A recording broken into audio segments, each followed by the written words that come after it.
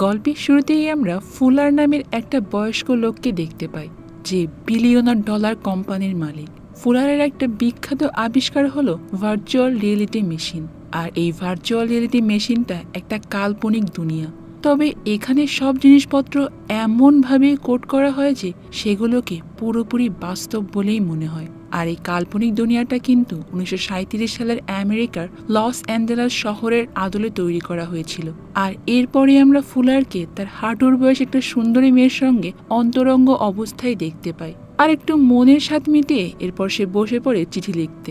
সে ওই চিঠিটা লিখছিল তারই কোম্পানির এক কর্মচারী। ওই কর্মচারী আবার ফুলারের একান্ত কাছের বন্ধু, আর তার নাম ডগলাস হল। ফুলার আসলে কোনো একটা বিষয় নিয়ে খুবই চিন্তিত ছিল, আর ওই বিষয়টা এসে চিঠিতে অনেক ভালোভাবে লিখে তার বন্ধুকে জানাচ্ছে।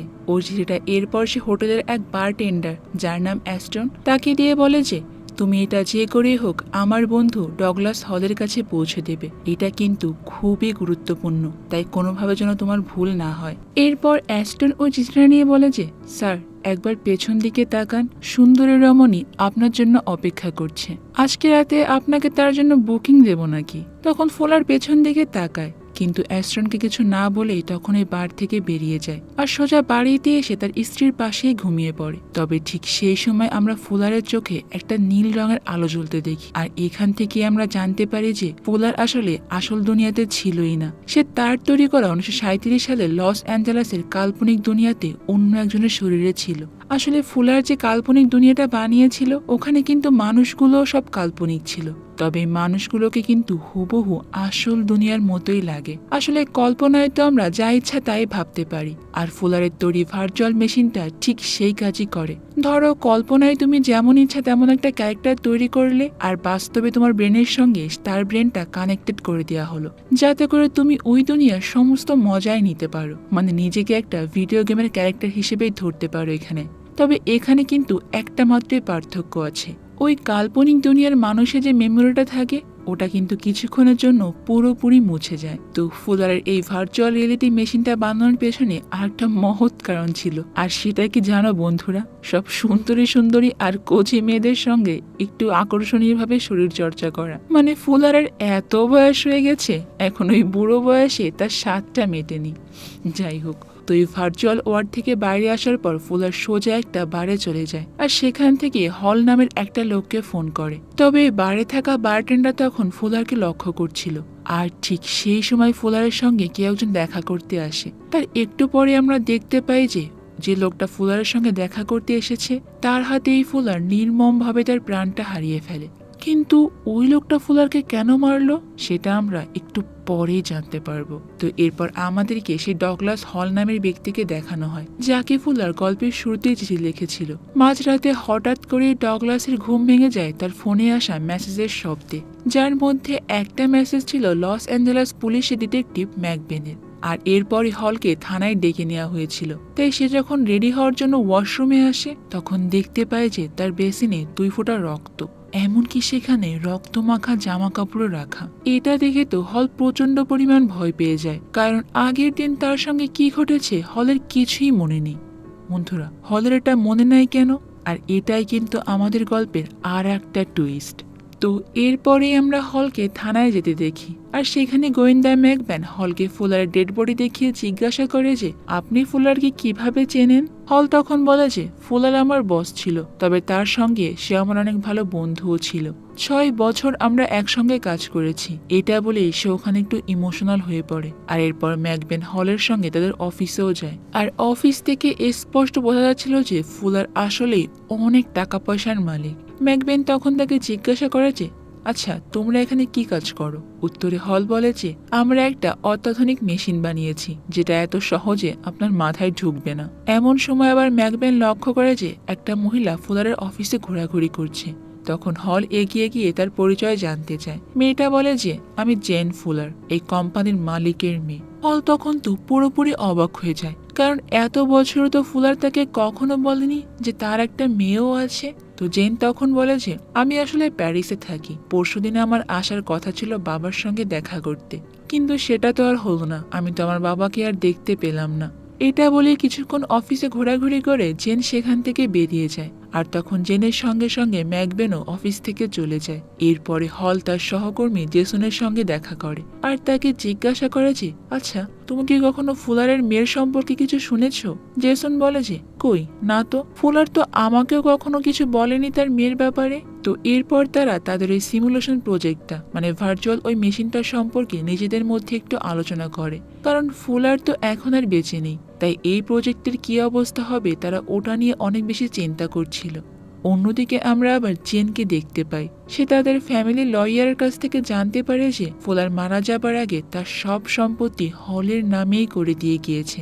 জেন আসলে এসেছিল এই সিমুলেশন প্রোগ্রামটা পুরোপুরি বন্ধ করতে, কিন্তু এখন যেহেতু সমস্ত কিছু হলের নামে হয়ে গিয়েছিল, তাই হলের পারমিশন ছাড়া সে তো কিছুই করতে পারবে না।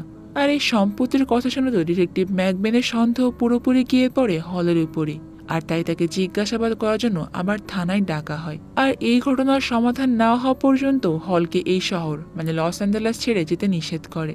আর এরপরেই ম্যাকবেন তাদের ওই কম্পিউটার প্রোগ্রামটা সম্পর্কে ডিটেলসে জানতে অফিসে গিয়ে জিজ্ঞাসা করে, আচ্ছা তোমাদের এই প্রোগ্রামটা কি শুধুই গেম খেলার জন্য, নাকি এতে অন্য কিছু আছে? কারণ দিন যাচ্ছে আর তোমাদের এই কম্পিউটার প্রোগ্রাম নিয়ে মানুষের কৌতূহল আর আগ্রহ বেড়েই যাচ্ছে। তখন জেসন তাকে বলে যে এই কম্পিউটার প্রোগ্রামটা হলো আসলে একটা ভার্চুয়াল মেশিন, যেটা কিনা দেখতে হুবহু আসল দুনিয়ার মতো। আপনি কি জানেন এখানে মানুষ থেকে শুরু করে গাছের পাতা পর্যন্ত সবকিছুই সিমুলেশনের অংশ। কারা কি কাজ করবে, কোথায় যাবে, কে কি খাবে না খাবে, এই সবকিছু আগে থেকেই ঠিক করা থাকে। আর এই পুরো শহরটা ডিজাইন করা হয়েছে 1937 সালে লস অ্যাঞ্জেলাস শহরের আদলেই। তখন ম্যাকবেন তাকে জিজ্ঞাসা করে যে এত সাল লেখে 1937 সাল কেন? জেসন তখন বলে যে ফুলার যখন যুবক ছিল, অর্থাৎ সে যখন অনেক সুন্দর সময় কাটাচ্ছিল, তখন এই সালটা ছিল 1937 সাল। তাই এই মেশিনটা দিয়ে 1937 সালের হুবহু একই রকম দেখতে কোনো মানুষের সঙ্গে ব্লুটুথের মাধ্যমে কানেক্ট করা যায়, তবে সেটা মাত্র অল্প কিছু সময়ের জন্য। আর এই টাইমটুকুতে 1937 সালের যে মানুষটা আছে তার সমস্ত প্রোগ্রামিং বন্ধ থাকবে, কারণ বর্তমান সময় থেকে একটা মানুষ তার জীবনে প্রবেশ করবে, এমনকি ওই সময় তার সঙ্গে কি ঘটবে না ঘটবে ওই মানুষটার কিচ্ছুই আর মনে থাকবে না। তো এরপরই হল তার বাড়িতে যায় আর তার পুরনো একটা ফোন থেকে মেসেজ চেক করতে গিয়ে দেখে যে দুদিন আগে পাঠানো ফুলারের মেসেজ, মানে ফুলার মার্ডার হওয়ার আগে ওই বাড়ি থাকা অবস্থায় হলকে মেসেজ পাঠিয়েছিল। আর এই মেসেজে লেখা ছিল যে আমি তোমার জন্য একটা চিঠি রেখে যাচ্ছি, এখানে 1937 সালের সিমুলেশনের খুব গুরুত্বপূর্ণ একটা মেসেজ আছে। এটা বলার পরই ফুলারের ফোনটা বন্ধ হয়ে যায়। এরপর থেকে সে আর ফুলারের সঙ্গে কোনো রকম যোগাযোগ করতে পারেনি। তো এই মেসেজটা পেয়েই তো হল দ্রুত অফিসে চলে যায় আর এই ভার্চুয়াল মেশিনের কম্পিউটার ঘেটে ফুলারের মতো হুবহু দেখতে একটা লোকের অ্যাড্রেস খুঁজে পায়। এই লোকটার নাম ছিল গিয়ারসন। এরপরে মেশিনের সাহায্যে মাত্র 2 ঘন্টার জন্য 1937 সালের লস অ্যাঞ্জেলেস প্রোগ্রামে তার মতো দেখতে হুবহু একজনের ব্রেনের সঙ্গে হল তার ব্রেনটা কানেক্টেড করে নেয়। আর এই লোকটার নাম হলো জন ফার্গুসন। জন ছিল এই কাল্পনিক দুনিয়ার ব্যাংকের একজন ক্লার্ক। আর জন যখন ব্যাংকের কাজ করছিল তখন হঠাৎ করেই দেখা যায় যে জনের চোখেও নীল রঙের আলো জ্বলে ওঠে আর তার শরীরে তখনই হল চলে আসে। কিন্তু হল তো প্রথমে তার শরীরে প্রবেশ করে বেশ চমকে যায়, কারণ সে ভালো করেই জানে এই সব কিছুর কোনোটি আসল নয়, এগুলো সবই কম্পিউটার প্রোগ্রাম দ্বারাই তৈরি। তবে এখানকার সব জিনিস দেখে তো হল অনেকটা অবাক হয়ে যায়, কিন্তু এরপর সে নিজেকে সামলে গিয়ারসন মানে ফুলার মতো যে লোকটা দেখতে তাকে খুঁজতে বেরিয়ে পড়ে। কিন্তু ওই লোকটার বাড়িতে আসার পর তো হল পুরোপুরি অবাক হয়ে যায়, কারণ এই দুনিয়ার গিয়ারসন না চেনে ফুলারকে, না হল যার শরীরে প্রবেশ করেছে মানে জন ফার্গুসন তাকে। আর এটা বুঝতে পেরে হল সোজা সেখান থেকে বেরিয়ে একটা হোটেলে যায়, যেখানে ফুলার প্রায় সময় যেত তার শরীর চর্চা করতে। তো এরপর কম্পিউটার প্রোগ্রাম থেকে সে আর একটা মেয়ের নাম পায়, যার নাম ব্রিজেট ম্যানিলা। এরপর সে তাকে খুঁজতে থাকে আর অনেক খোঁজাখুঁজির পর হল ব্রিজেটের সঙ্গে দেখা করে তার কাছ থেকে সেখানকার এক বারটেন্ডারের খোঁজ পেয়ে যায়। আর এই বারটেন্ডার অ্যাস্টন কিন্তু আসল দুনিয়া জেসন মানে ফুলারের অফিসে জব করা হলের সেই বন্ধু। হল তাকে দেখে প্রথমে একটু চমকে যায়, আর এরপর ফুলারের ব্যাপারে জিজ্ঞাসা করলে সে তাকে বলে যে তিনি তো এখানে প্রায়ই আসতেন আর ওনার মেয়েদের ব্যাপারে একটু বেশি আগ্রহ কাজ করে। এটা শুনে তো হল অনেকটা অবাক হয়ে যায়, কারণ এত বয়স হবার পরও ফুলার সিমুলেশনে এসে আবার এইসব কাজ করে বেড়াতো। তবে অ্যাস্টন তার সঙ্গে কথা বলতে বলতে হলের মনে পড়ে যায় যে তার 2 ঘন্টার সময় প্রায় শেষের পথে, অর্থাৎ এখনই তাকে প্রোগ্রাম থেকে ডিসকানেক্টেড হয়ে যেতে হবে। তাই হল তো নিয়ম অনুসারে তাই করে। তবে হল জনের শরীর থেকে বেরিয়ে পড়ার পর জন নিজেকে একটা ওয়াশরুমের বাইরেই পায়। অপরদিকে হলের জ্ঞান ফিরে নিজের বডিতে।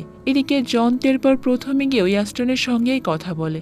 আর অ্যাস্টনের তখন সন্দেহ হতে শুরু করেছে কিছুক্ষণ আগে যে লোকটা হল বলে পরিচয় দিচ্ছিল সে এখন আবার নিজের নাম জন বলে পরিচয় দিচ্ছে। এমনকি তাকে জিজ্ঞাসাও করছে যে আমি কোথায় আছি। তো এদিকে তো আবার রিয়েল পৃথিবীতে হলের সঙ্গে একজন দেখা করতে আসে যার নাম টম জোনাস। এই টম হলো সেই বারটেন্ডারটা যে কিনা ফুলার মারা যাওয়ার আগে ফুলারকে এবং তাকে কে মেরেছিল সেটাও দেখতে পেয়েছিল। টম আসলে এখানে এসেছে হলকে ব্ল্যাকমেল করতে। তখন সে বলে যে আমি দেখেছি ওই দিন রাতে তুমি এসেছিলে ফুলারের সঙ্গে কথা বলতে, আর তার কিছুক্ষণ পরে আমরা ফুলারকে সেখানে মৃত অবস্থায় দেখতে পাই। আর তাই ধরেই নেওয়া যায় যে তুমি ফুলারের খুনি। এখন যদি তুমি আমাকে যথেষ্ট পরিমাণ টাকা না দাও তাহলে কিন্তু আমি এই সব কথা পুলিশকে বলে দেব। আর এটা নিয়ে তখন তাদের মাঝখানে আবার বেশ হাতাহাতি শুরু হয়ে যায়। তবে হল সেখানে টমকে মেরেই ভাগিয়ে দেয়। আর এরপর দেখা যায় যে ফুলারের মেয়ে জেনের সঙ্গে আবার হল অনেকটা ক্লোজ হতে শুরু করেছে। আর আস্তে আস্তে তারা আবার একে অপরকে পছন্দ করতেও শুরু করে। এদিকে সেই বারটেন্ডার টম তো পুলিশের কাছে গিয়ে সব ঘটনাই বলে দেয়। তখন সে অফিসার ম্যাকবেন হলকে গ্রেফতার করে, কিন্তু জেন এসে আবার তখন হলকে ছাড়িয়ে নিয়ে যায়। সে পুলিশকে বলে যে ওই দিন রাতে হল আমার সঙ্গে ছিল, তাই আপনারা হলকে আমার বাবার মৃত্যুর জন্য কিভাবে দায়ী করতে পারেন। কিন্তু হলের মূলত সন্দেহ লেগেই আছে, কারণ ফুলার খুন হওয়ার পরের দিন সকালবেলা যখন সে ঘুম থেকে ওঠে তখন তার আগের দিনের কোনো কাহিনীই মনে ছিল না। এমনকি তার বেসিনে সে রক্তমাখা জামা কাপড়ও দেখতে পেয়েছিল। আর এই সন্দেহের জন্যই হল আবারও অফিসে আসে। আর 2 ঘন্টার জন্য সে 1937 সালে সিমুলেশন ওয়ার্ডে চলে যায়। এখানে আসার পরই হল গিয়ারসনের কাছে যায়, মানে ফুলার এই দুনিয়া যার শরীরে প্রবেশ করত। তাকে গিয়ে জিজ্ঞাসা করে যে আচ্ছা আপনি একটু ঠিক করে মনে করুন তো, আপনার কি এরকম কখনো হয়েছে যে আপনি 2 ঘন্টার জন্য সবকিছুই ভুলে গিয়েছেন? তখন গিয়ারসন বলে যে হ্যাঁ, আমার সঙ্গে মাঝে মাঝেই এরকম হতো। এমনকি আমি যে কি কাজ করতাম তাও আমার এক্স্যাক্টলি মনে পড়তো না, অথচ আমার সারা শরীর থেকে মেয়েদের পারফিউমের গন্ধ আসতো। তবে আমার সেখানে কিছু কিছু ছেঁড়া আবছা আবছা মনে পড়ে, আর একটা হোটেলের কথাও মনে পড়তো। এরপর হল গিয়ারসনকে নিয়ে সেই হোটেলে চলে আসে যেখানে ফুলার গিয়ারসনের শরীরে প্রবেশ করার পর আসতো। গিয়ারসন সেখানে অ্যাস্টনকে দেখে বলে যে এই চেহারাটা আমার সব থেকে বেশি মনে পড়ে। তবে অ্যাস্টন দূর থেকে দেখেছে হল আর গিয়ারসন তাকে দেখে ফেলেছে, তাই সে তখনই ওখান থেকে পালিয়ে যায়। কিন্তু হলও তার পিছু করতে করতে একটা ফাঁকা অন্ধকার জায়গায় চলে আসে। ঠিক তখনই অ্যাস্টন পেছন থেকে হলের দিকে বন্দুক তাক করে বলে যে এই তোরা সবাই মিলে এরকম কেন করছিস। হল তো তার কোনো কথাই বুঝতে পারে না। সে উল্টো তাকে জিজ্ঞাসা করে যে আমরা আবার কি করলাম, ফুলার তোমাকে কি বলেছে সেটা আমাকে সত্যি করে বলো তো। তখন অ্যাস্টন বলে যে ফুলার আমার কাছে একটা চিঠি দিয়েছিল তোকে দেওয়ার জন্য, কিন্তু সেটা আমি আগেই পড়ে নিয়েছি আর জেনে গিয়েছি যে তোরা আসলে কি নিয়ে কাজ করিস। আমাদের এই জীবনটা তো আসলে আমাদের নয়, আমাদের চারপাশে সবকিছুই নকল, আর সমস্ত কিছুর কন্ট্রোল রয়েছে তোদের হাতে। এটা জানতে পারার পরই আমি এই দুনিয়া শেষে কি আছে সেটা দেখতে গিয়েছিলাম, আর ওখানে গিয়ে দেখতে পাই যে সেখানে কিছুই কাজ করে না, অর্থাৎ সবকিছুই প্রাণহীন। আসলে অ্যাস্টন জানতো যে সে একটা আসল দুনিয়ার নর্মাল মানুষ, কিন্তু যখন সেটা জানতে পারে যে তাদের এই দুনিয়ার সবকিছু আসলে মানুষদের দ্বারা নিয়ন্ত্রিত, এমনকি সে কন্ট্রোলও হয় মানুষের দ্বারা, তখন অ্যাস্টন প্রচন্ড রেগে যায়। আর এরপরে তো সে হলের এক পায়ে গুলি করে দেয়। কিন্তু হলও তো আসলে ছেড়ে দেওয়ার পাত্র নয়, সে অ্যাস্টনের সঙ্গে মারামারি করতে থাকে। তবে ঠিক সেই সময় আবার হলের 2 ঘন্টা সময় শেষ হয়ে যায়, আর সে আবারও আগের মতো আসল দুনিয়ায় ফিরে আসে। তাই এইবার সে জেসনের উপর প্রচন্ড রেগে যায় আর তাকে বলে যে আমাদের এই সিমুলেশন প্রজেক্টটা যে করে হোক বন্ধ করতে হবে, এইটা আমাদের সবার জীবনকে একেবারে হুমকির মুখে ফেলে দিচ্ছে। ঠিক তখনই আবার হল সামনে তাকাতেই ম্যাকবেনকে দেখতে পায়, আর ম্যাকবেন তাকে যেটা বলে সেটা শুনে তো হলের পুরোপুরি মাথা ঘুরে যায়। ম্যাকবেন তাকে বলে যে আমরা জেনের ব্যাপারে খোঁজ খবর নিয়েছিলাম, প্যারিসে কিন্তু জেন ফুলার নামের কেউই থাকে না, আর এমনকি ফুলারের কোনো মেয়েও নেই। এটা শুনে তো হল পুরোপুরি থমকে যায়। তাই জেন যে গাড়িতে করে এখানে এসেছিল, হল সেই গাড়ির ড্রাইভারকে নিয়ে জেন যেখান থেকে এসেছিল সেখানে যায়, আর তারপর জানতে পারে যে জেনের আসল নাম হলো নাতাশা ম্যালিনারো, আর সে একটা শপিং মলেই কাজ করে। এরপরেই তো হল সেই শপিং মলে যায়, কিন্তু আশ্চর্যের বিষয় হলো নাতাশা মানে জেন তাকে দেখে মোটেও চিনতে পারে না। এরপর হল সেখান থেকে বেরিয়ে সোজা শহরের বাইরে চলে আসে। তবে একটা পর্যায়ে গিয়ে সে দেখতে পায় যে এতদিন ধরে সে যে দুনিয়াটাকে আসল ভেবেছিল এটাও একটা সিমুলেশনের অংশ। অর্থাৎ ভবিষ্যতের কেউ একজন 1999 সালের একটা সিমুলেশন বানিয়ে তাদেরকে প্রোগ্রাম করেই রেখেছে। অর্থাৎ তাদের আশেপাশে যা কিছুই ঘটছে এই সব কিছু একটা কম্পিউটারে সিমুলেশনের প্রোগ্রাম দ্বারাই হচ্ছে। আর জেন হলো ভবিষ্যতের কেউ একজন যে কিনা নাতাশার বডিটাকে ব্যবহার করছিল। ঠিক সেই সময় হলের কাছে জেনের ফোন আসে। সে তাকে বলে যে তোমার সঙ্গে আমার অনেক ইম্পর্ট্যান্ট কথা আছে, প্লিজ তুমি আমার সঙ্গে এক্ষুনি একবার দেখা করো। হল তখন বলে যে আমার সাথে নাটক করে তোমার আর কোনো লাভ নেই, আমি সবটা জেনে গিয়েছি। আমিও তাহলে তোমাদের এই সিমুলেশনের একটা অংশ মাত্র, তাই না? তোমরা আমাকেও কন্ট্রোল করছো। কিন্তু এরপরে জেন হলকে সবটা ক্লিয়ারলি বুঝিয়ে বলে। জেন হলকে বলে যে এই কম্পিউটার সিমুলেশনটা আসলে আমার হাজবেন্ড ডেভিড বানিয়েছে, যাকে দেখতে একদম তোমার মতো। প্রথম প্রথম ডেভিড খুব সাধারণ ছিল, কিন্তু আস্তে আস্তে তার মধ্যে অনেক পরিবর্তন আসতে শুরু করে, আর সেগুলো ছিল খুবই ভয়ঙ্কর। এই সিমুলেশন ওয়ার্ল্ডের মধ্যে সে প্রায়ই মানুষকে খুন করত, আর এটা তার কাছে একটা খেলার মতোই হয়ে গিয়েছিল। তুমি জানলে অবাক হবে যে ফুলারকে আসলে ডেভিডই খুন করেছে। আর এবার ডেভিডের নেক্সট টার্গেট হলো আমি, কারণ আমি তোমাকে ভালোবাসি। তবে তোমার প্রতি আমার এই ভালোবাসাটা কিন্তু একদিন দুই দিনের জন্য নয়, এটা প্রথম থেকেই ছিল।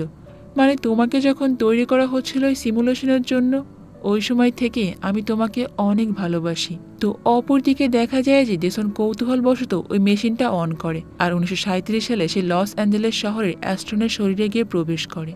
অ্যাস্ট্রন আবার ওই সময় গাড়ি চালাচ্ছিল, তাই জেসন প্রবেশ করার সঙ্গে সঙ্গে সে তো ভয় পেয়ে ওখানে অ্যাক্সিডেন্ট করে বসে। ঠিক ওই সময় আবার ওখানে একটা পুলিশ অফিসার এসে জেসনকে জিজ্ঞাসাবাদ করতেই দেখতে পায় যে ওই গাড়ির ডিকিতে কেউ একজন আছে, আর ডিকিটা খুলতেই দেখতে পায় যে জন ফার্গুসনকে অ্যাস্ট্রন বেঁধে নিয়ে যাচ্ছিল। কিন্তু জেসন তো এই বিষয়ে আসলে কিছুই জানতো না।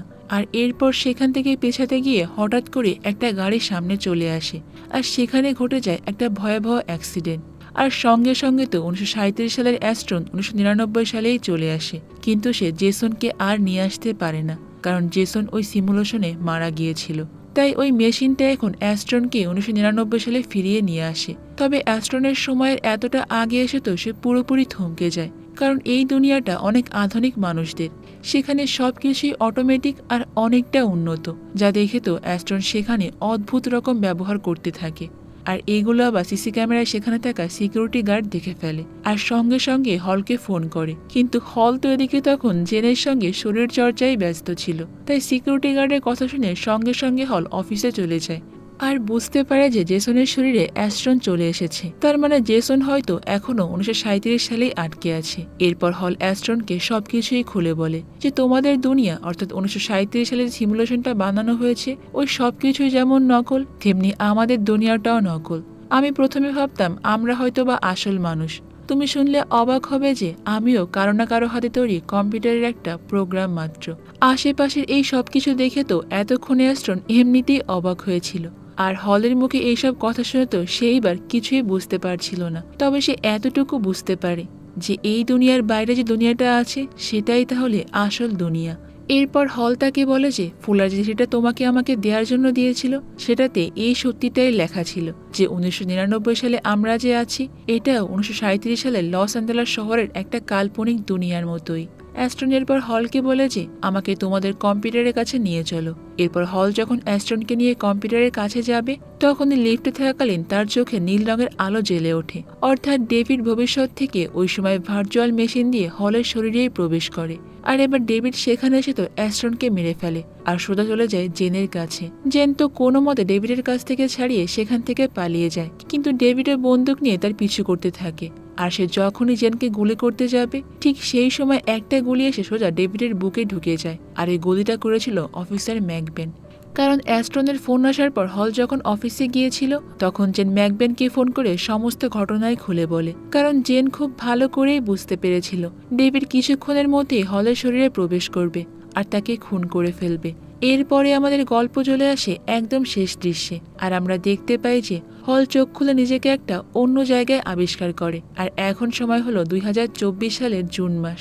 হল এখানে এসে তখন জেনকে দেখতে পায়। জেন তাকে বলেছে তুমি এখন যে দুনিয়াটায় আছো সেটা হলো আসল পৃথিবী, আর এখন কিন্তু 2024 সাল।